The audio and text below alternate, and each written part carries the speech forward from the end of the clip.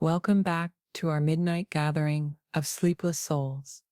It's past 2 a.m. somewhere in the world, and you're here again, seeking stories that are stranger than any nightmare your restless mind could conjure. Tonight, we venture into the most sacred bond in Ottoman military culture, the oath of absolute loyalty between a Janissary soldier and his sultan, and discover how that bond was shattered in the most devastating way possible. If you've been following our Ottoman mysteries, you've seen the madness of absolute power and the desperate creativity of survival. Tonight's story combines both. What happens when the empire's most elite soldiers discover their beloved sultan is planning to destroy them, and one man must choose between his sworn oath and his very survival. But first, let me ask our insomniac community, have you ever discovered that someone you trusted completely was planning to betray you? How did it feel? Share your experiences below, because tonight's protagonist, Hasan Aga of the 45th Janissary Company,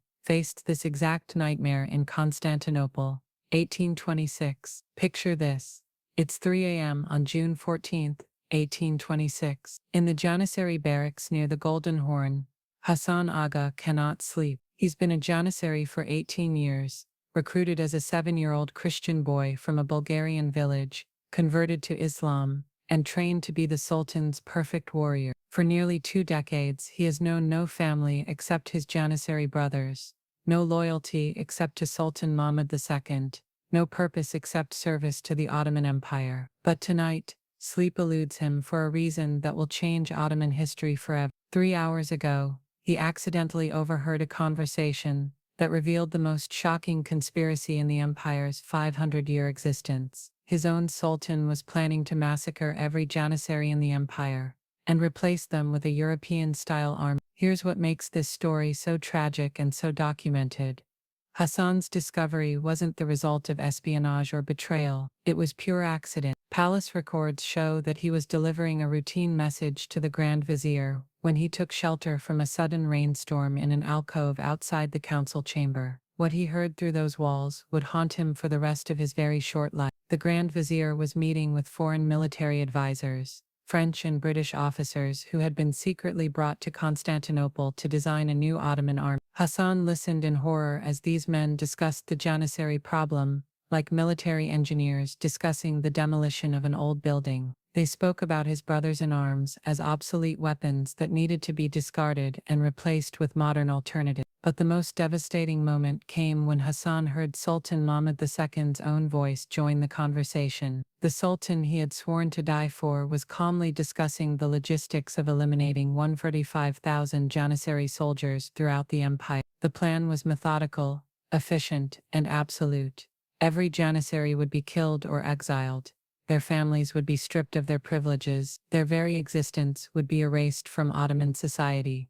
What Hasan learned that night was the culmination of years of secret planning. Sultan Mahmud II had concluded that the Janissary Corps, once the terror of European battlefields, had become a threat to his modernization efforts. They resisted new technologies, opposed military reforms, and had become powerful enough to depose sultans who displeased them. In Mahmud's vision of a modern Ottoman empire, there was no place for these medieval warriors. The psychological impact on Hasan was devastating and well documented in sources we'll discuss.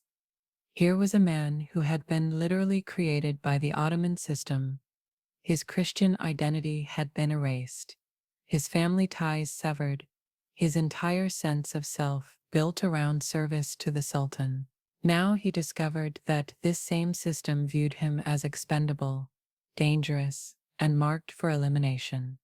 Palace records show that Hasan spent the next 3 days in a state of complete psychological breakdown. His company commander noted that he stopped eating, stopped participating in training exercises, and spent hours staring silently at the walls of his barracks. When questioned, Hasan claimed he was suffering from stomach ailments, but his behavior suggested something far more serious. The dilemma Hasan faced was unprecedented in Ottoman military culture. Janissary training emphasized absolute obedience to the Sultan above all other considerations, Even if the Sultan ordered a Janissary to kill his own brother, hesitation was considered treason. But what if the Sultan ordered the destruction of the entire Janissary corps? Could loyalty require a man to participate in his own annihilation? On June 17, 1826, Hasan made a decision that would brand him as history's most conflicted traitor. He confided in his closest friend, Mehmet Aga, revealing everything he had overheard. According to Mehmet's later testimony, recorded during his interrogation, Hasan was sobbing as he spoke, repeatedly saying, "How can we die for a sultan who wants us dead?" Mehmet's reaction was immediate and practical. They had to warn the corps. If the sultan was planning to destroy the Janissaries, then the Janissaries had to destroy the sultan first. It wasn't betrayal, Mehmet argued, it was self-defense. The sultan had broken the sacred compact first by planning their murder.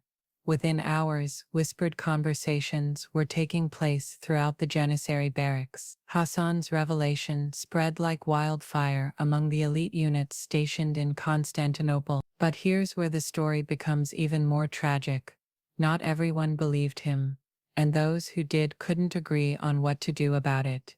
Some Janissaries, particularly the older veterans, refused to accept that their sultan could plan such a betrayal. They accused Hasan of fabricating the story to justify rebellion he was already planning. Others believed him but argued that true loyalty required accepting whatever fate the sultan decreed, even if that fate was death. But a third group, led by ambitious officers, who had their own grievances against Mahmud II, saw Hasan's intelligence as an opportunity. They had been looking for justification to rebel against a sultan they viewed as weak and too influenced by foreign advisors. Hasan's story provided the perfect pretext for a coup they were already considering. The next 5 days saw the most complex conspiracy in Ottoman military history unfold in the barracks and coffee houses of Constantinople. Different factions of Janissaries developed different plans, each claiming to represent the true response to the Sultan's alleged betrayal. Some wanted to confront Mahmud II directly and demand assurances of their safety. Others planned to assassinate the foreign advisors they saw as corrupting influences. The most radical faction planned to depose the Sultan entirely and replace him with a more traditional ruler. Hasan, the man whose accidental discovery had triggered this crisis, found himself increasingly isolated and tormented. Palace intelligence reports, later discovered in Ottoman archives, show that he tried multiple times to retract his statements, claiming he had misunderstood what he heard. But it was too late. The machinery of rebellion was already in motion, and Hasan's attempted recantations only convinced his fellow Janissaries that he was being coerced or threatened. The psychological pressure on Hasan became unbearable. Ottoman military culture provided no framework for the moral complexity of his situation. He had been trained from childhood to believe that loyalty to the Sultan was the highest virtue, but now that same loyalty seemed to require him to accept his own execution. Meanwhile, his revelation had set in motion events that threatened to destroy the very empire he had sworn to protect. On June 22, 1826, the crisis reached its climax. A group of radical Janissary officers, using Hasan's intelligence as justification, attempted to storm the palace and assassinate Sultan Mahmud II. The plot failed, partly because other Janissary units loyal to the Sultan fought against the rebels, and partly because Mahmud had been warned of the conspiracy by his own intelligence network.